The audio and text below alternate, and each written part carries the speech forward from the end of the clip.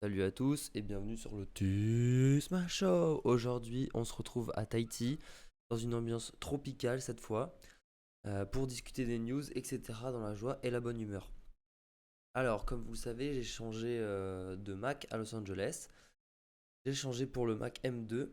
Le seul truc, c'est que il y a des plugins que j'ai pas encore retrouvés qui fonctionnent sur le Mac, donc le son du micro, il est un peu moins stylé. Voilà, parce que j'ai pas mes equalizers, j'ai pas les réglages, etc. Mais ça va venir, il faut que je trouve une solution dans la semaine. Mais il faut que je me penche sur le sujet et j'ai pas eu trop le temps, comme vous pouvez le voir avec le cadre derrière moi, c'est un peu compliqué. Bref. Alors, aujourd'hui, on va parler donc de petites news par-ci par-là. Il y a le token de Bitfinex. Comment est-ce que Bitfinex a. Je voulais vous expliquer plus en détail ce qui s'est passé chez Bitfinex quand il y a eu le hack en 2016 et comment est-ce qu'ils ont trouvé une solution en fait pour les utilisateurs. Alors, on débarque sur un tweet de Edward Snowden. Donc, Edward Snowden que vous devez probablement connaître. À propos du Liban, donc le Liban a annoncé qu'ils allaient dévaluer leur monnaie par 90% à partir du 1er février. Ah, donc ça c'est juste une dinguerie, genre voilà. C'est-à-dire que d'un coup du jour au lendemain, la banque elle décide de dévaluer la monnaie de 90% et toi tu perds 90% de ton pouvoir d'achat. Alors je ne sais pas les raisons pour lesquelles la banque du Liban a décidé de faire ça, mais pour la population c'est extrêmement unfair. Non, passant à un tweet de Autisme Capital, et qui met en fait deux screens. Donc le premier c'est Jim Cramer. Donc vous savez l'inverse Jim Cramer, le, l'indicateur on a déjà utilisé dans le Tisma Show. Donc Cramer qui était un trader à l'époque apparemment, mais qui est présentateur au CNBC maintenant dans tout ce qui est partie investissement, etc. Et d'après lui, on est en bull market et il faudrait buy le dip. Donc ça, c'est très mauvais pour nous parce que, comme je vous l'avais déjà dit, Jim Cramer est un indicateur à counter trade. Donc s'il dit que ça monte, c'est que ça va descendre dans la majorité des cas. Donc ça, c'est un signe red flag. Et par contre, Michael Burry, donc, qui était le protagoniste de The Big Short, le film où il y a la subprime, etc. Et que bah, lui, c'était un des seuls traders à avoir shorté ces subprimes, qui dit de sell. Voilà, sauf que maintenant, c'est devenu, il a fait énormément de mauvais calls sur les crypto-monnaies, donc maintenant, c'est aussi devenu un peu un Jim Cramer. Donc du coup, là, on a deux signaux contradictoires. Un qui nous dit que ça va pump et un autre qui nous dit que ça va down. Voilà, donc voilà, vous en faites ce que vous voulez. Là, c'était un truc qui m'a fait rigoler. La définition pour l'IA, un saumon dans une rivière. Et il met, genre, littéralement un, un pavé de saumon dans une rivière, genre. Ils sont en train de faire un spectacle de danse tahitienne derrière. J'espère que ça va pas vous déranger, qu'on va pas l'entendre au micro. C'est bien chiant. Aussi, voilà, une news concernant ChatGPT. Là, ils viennent de release un outil pour en fait détecter pour détecter du texte qui a été écrit par intelligence artificielle. Voilà. Vincent Gann, qui est un présentateur euh, trader sur YouTube, etc., qui est là depuis très longtemps, TradingView, ça fait longtemps qu'il like mes athées, il est super gentil. Il a mis un tweet. Souhaitez-vous connaître le rêve des investisseurs? En gros, c'est ce qui concerne en fait l'anticipation des taux de la Fed qui est calé sur les marchés en fait tradis. Voilà, donc cette charte donc, qui superpose les taux de la Fed au cours du SP 500 et du bilan de la Fed. Donc le bilan, je suppose que c'est tous les actifs que possède la Fed. Et en fait, le pivot, c'est le point où la Banque centrale américaine décide en fait de changer de politique monétaire. Et donc, plutôt que d'augmenter les taux, elle décide de les diminuer. Donc, par conséquent, on voit qu'à chaque pivot, on a une baisse du cours qui s'ensuit. Voilà, donc la première baisse. Ensuite, là, pivot, on a de nouveau une baisse qui s'ensuit. Et là, pivot, bon, il y a un coup de parabole, mais c'est en gros prédiction de la baisse. Enfin, moi, je pense que c'est le truc qu'on peut analyser de cette charte. Et après, on voit aussi que quand les taux sont relativement faibles, c'est là où on rebondit à chaque fois. Là, vous voyez, les taux sont relativement faibles, on rebondit. Là, les taux sont relativement faibles, on rebondit, on continue un peu à la hausse, etc. Et là, les taux de la Fed sont extrêmement faibles, et là, on part en parabole. Et là, vous voyez le pivot ici qui a anticipé cette chute. Voilà. Donc l'idée, qu'est-ce que c'est? C'est que, imaginons qu'on monte à un taux de 5%. À ce moment-là, ça voudrait dire que bah, on va enclencher. Ici, il y aurait un pivot et ça voudrait dire que d'ici fin octobre 2023, le marché devrait repartir à la baisse jusqu'à ce que la Fed retourne avec des taux extrêmement faibles.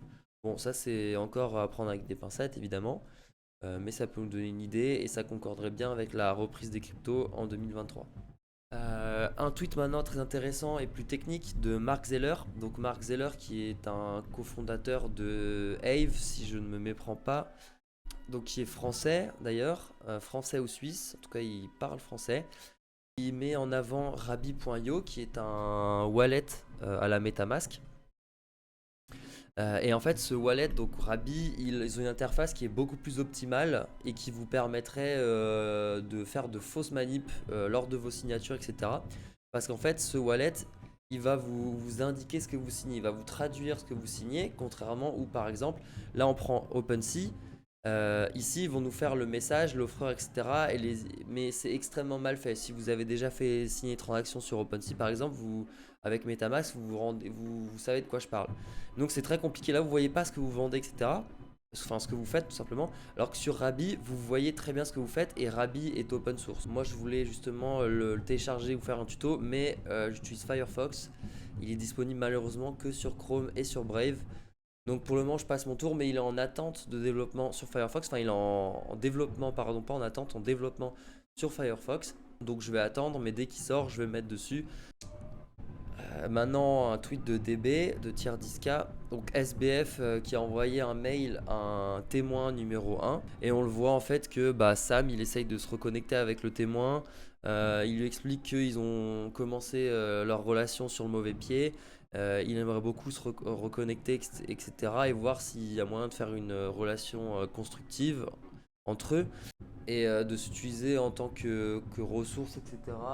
Ensemble, voilà, pour avancer ensemble. Et qu'il aimerait faire un phone call. Voilà, donc ça veut dire ce que ça veut dire. Je vais pas avancer là-dessus, mais en gros, voilà, on voit que il essaye en fait de sauver les meubles, tout simplement. Voilà, un point important aussi de la justice américaine. Le juge a décidé, donc celui qui gère le cas de SBF et de Alameda, a décidé que les deux personnes qui ont aidé SBF à gérer le bail à gérer son bail de 250 millions de dollars peuvent être rendues publiques. Donc j'ai hâte de voir qui ça va être. On en parlera sur le Discord. Je sais pas si vous faites des pronostics, si vous voulez en faire, faites-les en commentaire et puis on verra ça dès que ça sortira. Ensuite, CL207, lui, c'est un très très bon trader qui se prend pour un chat, qui se prend pour un chat online, mais qui est extrêmement chaud. Il a un fonds d'investissement qui s'appelle E-Girl Capital, non super drôle. Et ils ont fait le seed round de 6 millions de dollars sur une boîte qui s'appelle Oh Baby Games. Et en fait, cette boîte, du coup, il y a aussi Kevin Lin, donc du coup cofondateur of Twitch, qui a participé. Donc ça c'est big. Et deux cofondateurs de Canton Games, qui est une compagnie de jeux vidéo. Donc je sais pas plus particulier si ça vous intéresse, n'hésitez pas à aller voir au Baby Games. J'ai regardé 2-3, il y a des petits jeux style Mario Kart, etc. qui sont en prod. À voir ce que ça donnera, mais en tout cas, E-Girl Capital, ils sont ultra chauds, donc s'ils ont investi dedans, c'est qu'à mon avis, il y a de la leg derrière, il y a du matos. Maintenant, c'était un tweet du coup que j'avais bookmarké. Pourquoi? Parce que je m'intéresse pas mal évidemment au trading algorithmique et notamment en fait à l'arbitrage, etc. Et en gros, c'était un mec qui voulait qui va créer un textbook pour expliquer les basiques du trading haute fréquence. Donc je voulais le bookmark parce que je trouvais ça intéressant et que j'espère en apprendre plus par la suite. C'est un sujet qui m'intéresse énormément, notamment pour NFTool, etc. Tweet intéressant maintenant de Salsa Tequila, c'est Tequila donc, qui est un très bon trader et qui est là depuis quasiment 2017, il me semble. Très très bon trader. Et qui parle français aussi. Je sais pas s'il est français ou canadien, je sais pas, mais en tout cas, il me semble qu'il parle français. Et ce qu'il dit, c'est que les gens, ils adorent prédire, mais ce qui est plus fort en fait sur les marchés, c'est de réagir. Et j'étais en partie d'accord avec lui. Il dit qu'il a un système qui permet en fait de faire des paris prédictifs, mais il a très peu d'edge en fait par rapport au marché, c'est-à-dire qu'il a très peu de connaissances, enfin, il a très peu d'avantages par rapport au marché là-dessus. Et les rares fois où il a des opportunités de réactivité, son edge, donc en fait c'est son alpha. L'alpha en fait en trading, qu'est-ce que c'est? C'est ta capacité à être meilleur que les autres sur le marché à travers plein de choses, à travers un alpha d'information, un alpha d'expertise, un alpha d'analyse. Voilà, donc un truc qui te place en avance par rapport aux concurrents, mais ça peut être plein de choses. Et en gros, le edge, quand il dit my edge, ça comprend tout ça en fait. Ça comprend, ça peut être un peu de tout. Ça peut être un mélange. Voilà, quand il a des opportunités où il peut être réactif, son alpha et son edge, il est plus important. Et donc le but, c'est de capitaliser le maximum sur ses opportunités de réaction. Et donc pour gérer ça au mieux, vu que c'est de la réaction, il faut que il se focus, donc il se concentre sur l'exécution et la planification. Dans le sens où si ça arrive, il faut que ce soit déjà planifié à l'avance.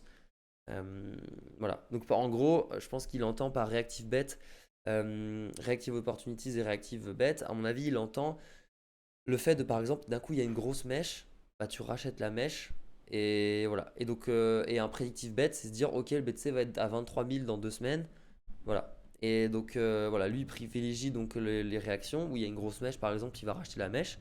Mais la planification dans ces cas-là, même si c'est pas de la prédiction, dans la planification, tu dois te dire, ok, qu'est-ce qui se passe si le marché il va à tel endroit? Et même si c'est une mèche. Et là, tu te dis, ok, j'achète à ce moment-là, etc. Et donc, ça, tu as planifié, c'est beaucoup plus rapide pour l'exécution.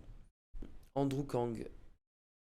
Ouais, donc ça, c'est un analyste, etc., trader d'NFT, etc., dev aussi, plein de choses, lui il fait plein de trucs. C'était une analyse en fait d'un report d'Amazon et en gros qui disait que Amazon ils allaient faire un gros push dans les NFT et dans les cryptos en général. Donc bullish pour la sphère. Là on va dérouler un trade rapidement sur un hack de Solana, enfin un mec qui s'est fait hacker sur Solana. Et j'en profiterai aussi pour parler de la poisoning attack que vous avez relevé tous ensemble sur le Discord. Je vous explique comment ça fonctionne rapidement. En gros, ce qui est passé, je vais résumer le thread. Ce qu'il a fait, c'est que du coup, il a cliqué sur un site de scam. Voilà. Et en fait, il avait une transaction à approuver. Et en fait, cette transaction sur Phantom, elle s'affichait mal. Donc, c'est évidemment encore le wallet qui est en cause. Et lui, parce qu'il est con d'avoir fait ça sur un site scam. Et en gros, qui disait qu'il allait recevoir 10 Solana. Mais en fait, ce qui se passe en dessous, c'est qu'il y a une exécution de smart contract et qui, en fait, autorise le mec du coup à déléguer au smart contract pour le stacking et le withdraw et en fait du coup il s'est fait tirer ses fonds comme ça parce que il a signé un truc qui était mal display dans le wallet donc fantôme. Mais bon voilà, donc ça arrive souvent malheureusement, c'est pour ça que comme sur ETH vous pouvez aller sur Rabi si vous utilisez Chrome.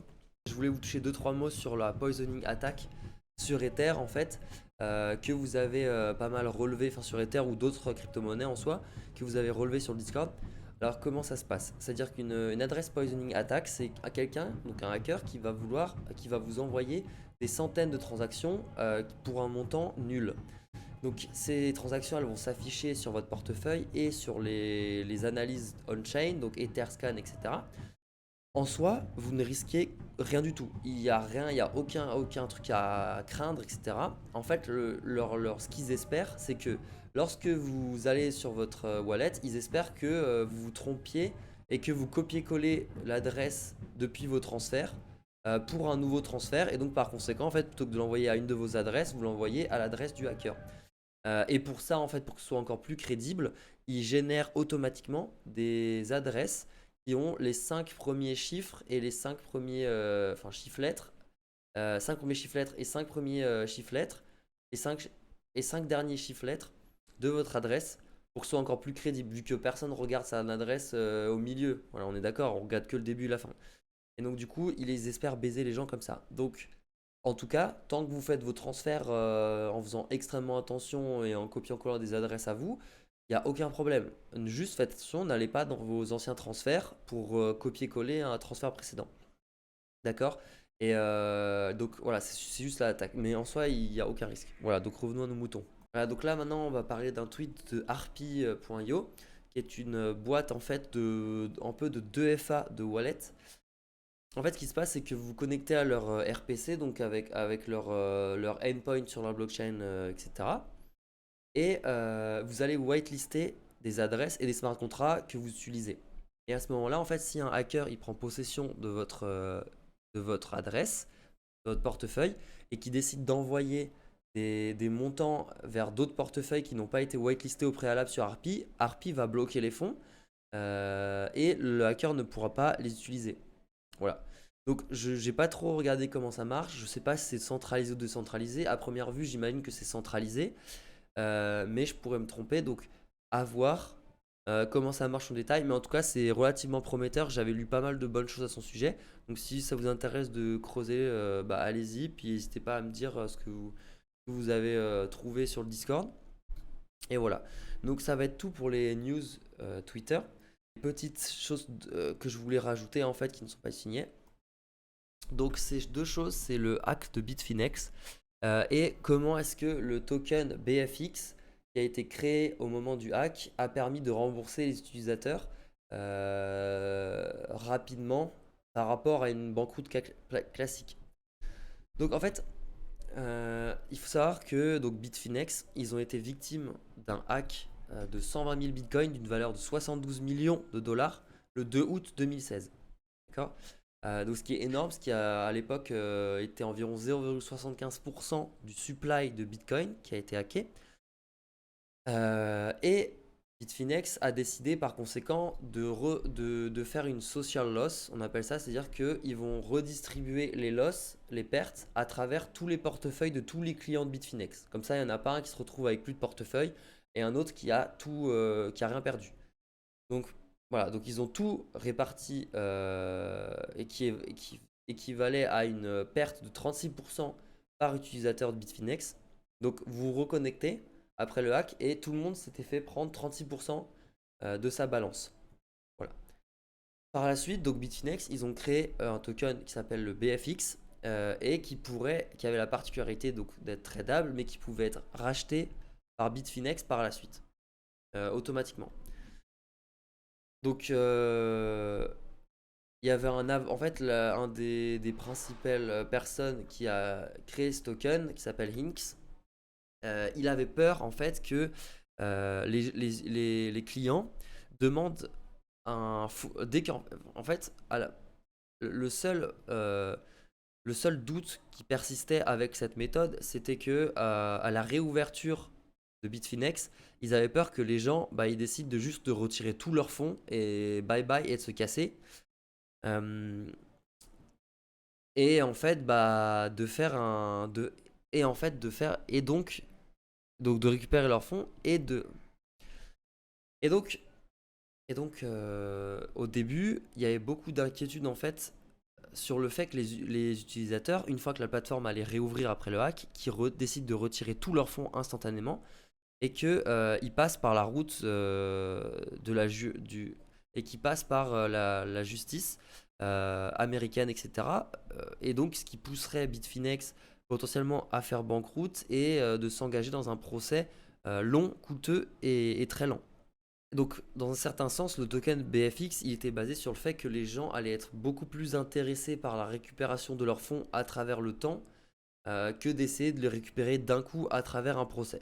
Donc voilà, c'est un peu la réflexion et les débats qu'on a eu sur quand on en discutait en fait sur Black Flamingo, parce que voilà, on est mitigé sur le fait de est-ce qu'on va rester sur FTX si la plateforme réouvre ou pas, dans le cas où elle pourrait potentiellement réouvrir, comme l'a expliqué John G. Ray, là, le liquidateur et le CEO de FTX.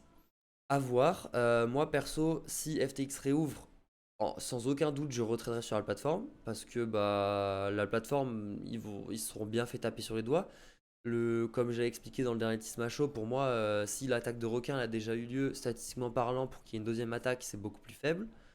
Donc pour moi, il y a beaucoup d'avantages à trader sur FTX et en plus, bah, surtout qu'ils ont un UI qui est complètement incroyable par rapport aux autres choses.